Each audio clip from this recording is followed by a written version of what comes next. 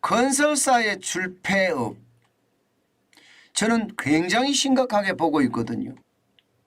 이 건설사의 줄폐업이요, 결국 말입니다, 새마을 금고의 충격이 저는 왔다고 생각을 합니다. 그렇다면 계속해서 건설사들이 망한다 그러면요, 새마을 금고의 충격보다 더한 충격도 저는 올 수 있다고 생각합니다. 그만큼 건설사들, 특히 말입니다, 땡땡 건설사라고 했는데 지방건설사거든요. 지방건설사들의 줄폐업이라기보다는 저는 무더기 폐업 같거든요. 무더기 폐업이 심각한 영향을 미치겠다, 저는 그렇게 생각합니다. 여러분, 이 지표 한번 보세요. 진짜 놀라운 지표입니다. 제가 1794개 끝장났다고 말씀을 드렸는데 상반기 대한민국 폐업 건설사 수입니다. 1794개나 됩니다. 엄청나죠? 이게 추세선으로 보면요, 저는 건설사가 지금 금융위기를 주도하고 있다.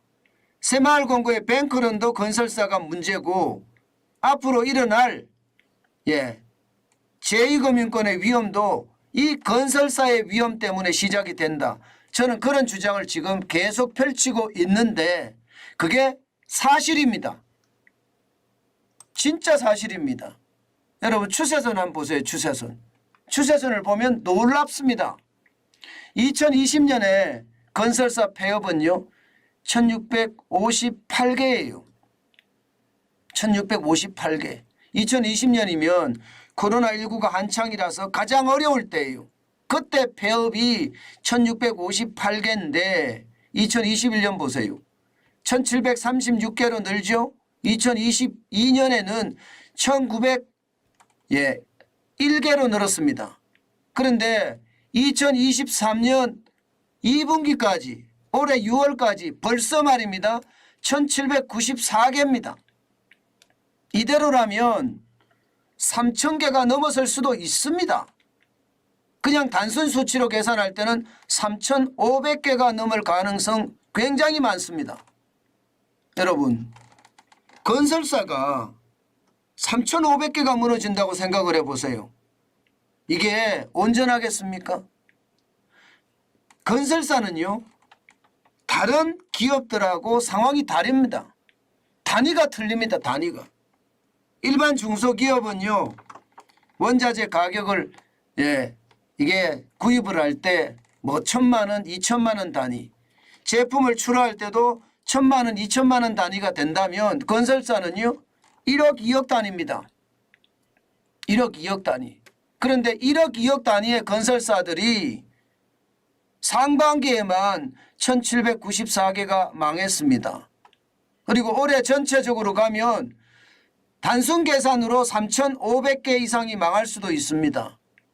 그러면 이게 단위가 1억, 2억 단위인데 이 건설사들에게 돈 빌려준 제2금융권 괜찮을까요?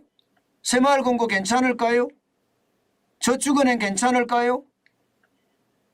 저는 괜찮지 않다고 보는 겁니다. 굉장히 심각하게 보는 거예요. 저는 지금 굉장히 심각한 상황을 너무 정부가 안일하게 보고 있는 것은 아닐까, 그런 생각도 해봅니다. 실질적으로 여러분, 진짜 심각한 것은요 제가 한번 보여드릴게요. 바로 이거예요. 미분양이 지금 심각하거든요. 5월 현재 68,865가구입니다. 6만 가구가 넘어서잖아요. 이게 위험수위라고 이야기합니다. 뭐가 위험수위냐? 미분양이 많으면 돈이 그만큼 미분양 거기에 묶여 있을 수밖에 없습니다. 그러면 건설사들 입장에서는 분양이 돼야 되는데 돈이 묶여 있으니까 유동성이 문제가 되겠죠. 그런데 이게 하나만, 한 사업장만 미분양이 일어나면 되지만 뭐 그래도 버틸 수가 있겠지만 2개 사업장, 3개 사업장이 동시에 미분양이 나면 못 버팁니다. 오죽했으면 여러분 업계에서는요 미분양 위험 수위가 5만 5천 가구다 그렇게 이야기할까요? 5만 5천 가구가 넘어서면 건설사들이 줄폐업한다는 거예요. 그런데 국토교통부는요 지금 미분양 위험 수위를 6만 2천 가구로 보고 있거든요. 일반적으로 업계보다가도 7천 가구를 더 보고 있습니다. 그런데 실상은 지금 1월 달만 하더라도 7만 5천 가구고요. 5월 달에 6만 8천 가구잖아요. 국토교통부가 이야기하는 위험 수위를 넘어서 있습니다. 저는 여기에 대한 적절한 대책이 나와야 된다고 생각합니다. 이 대책이 나오지 않고 말입니다. 계속 싸게라도 팔아 싸게라도 팔아 이렇게 이야기한다는 건 여러분 굉장히 충격적인 상황을 몰고 올 수도 있다고 생각을 합니다. 모든 문제는 저는 미분양에서 지금 발생이 된다고 생각을 하거든요. 그만큼 말입니다. 충격의 강도가 세다는 거죠. 실제로 말입니다. 실제로 지금 건설사들이 망하는 것을 보면 주로 미분양이 많은 지방에서 많이 망해요. 실제로도 보면 폐업건설사 전체 1794개사 중에 말입니다. 지방건설사가 1031개사입니다. 57.5%예요. 예, 전남이 115개사, 전북이 113개사, 부산이 108개사, 예, 충북이 102개사. 이게 대부분 말입니다. 지방에서 무너지거든요. 지방에서 무너진다는 건 지방에 미분양이 많다는 이야기잖아요. 실제 말입니다. 수도권의 미분양하고 지방 미분양을 따져보면 말입니다. 지방 미분양이 월등하게 많습니다. 그러니까 지방 건설사들이 계속해서 줄폐업이 아니라 무더기 폐업을 하는 거죠. 무더기 폐업을. 저는 이게 심각하게 정부가 봐야 될 사안이라고 생각합니다. 그렇지 않으면요. 새마을금고와 같은 사태 저는 또 벌어질 수 있다고 봐요. 또 벌어질 수 있다고. 새마을금고에서 뱅크런이 일어난 게 결국은 말입니다. 부동산 PF에 대한 대출도 있습니다.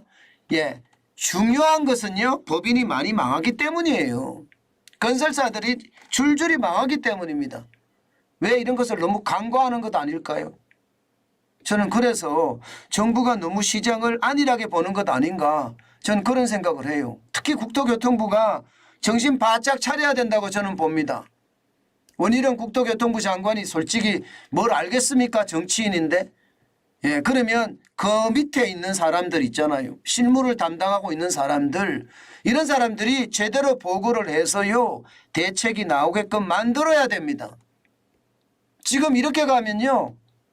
더 어려워지는 것 자명합니다. 왜냐고요? 여러분 보세요. 건설경기 실사지수 BSI입니다. 지금 형편없이 나빠지고 있습니다. 서울은 그나마 말입니다. 89.4 이게 100이 기준이거든요. 100이 기준인데 아직도 89.4만 멀었어요. 100까지 올라가기도 멀었지만 그나마 올라갑니다. 지방에 비해서는. 지방은 66.9입니다. 지방은 66.9.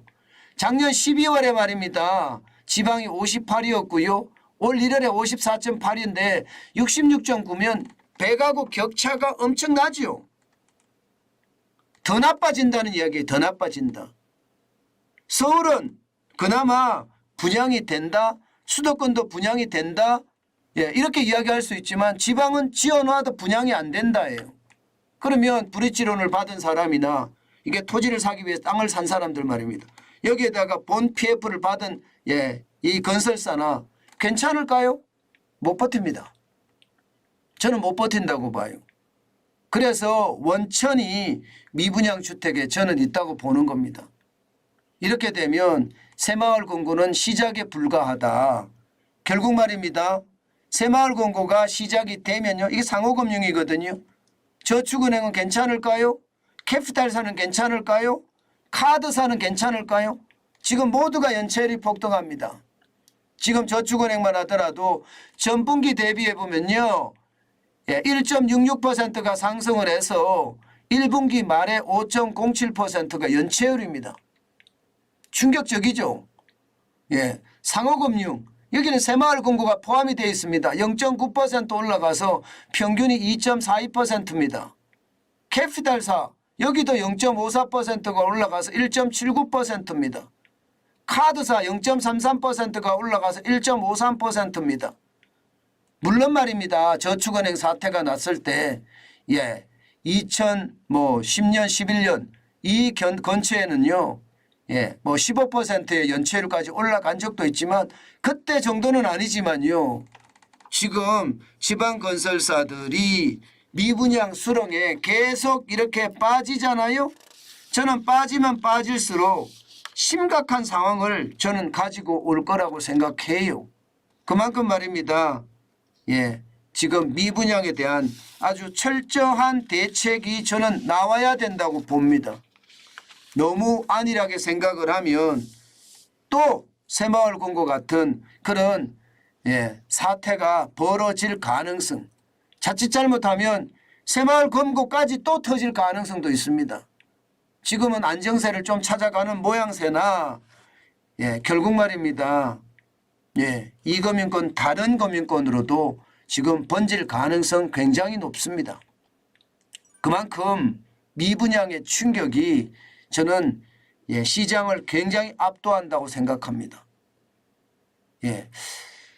어떻게 생각하면요. 돈을 6만 8천 가구가 넘는 미분양에 잠겨놓고 건설사들이 이게 자금을 회전한다는 것도 참 어려운 이야기예요. 자칫 잘못하면 더 큰 위기가 올 수도 있는데 이 더 큰 위기를 빨리 감지해서 시장을 살펴야 된다. 제가 현장을 중심으로 정책을 써야 된다는 이야기를 참 많이 하는데요. 저는 그게 지금 국토교통부에도 꼭 필요한 게 아닌가 그 생각을 해봅니다.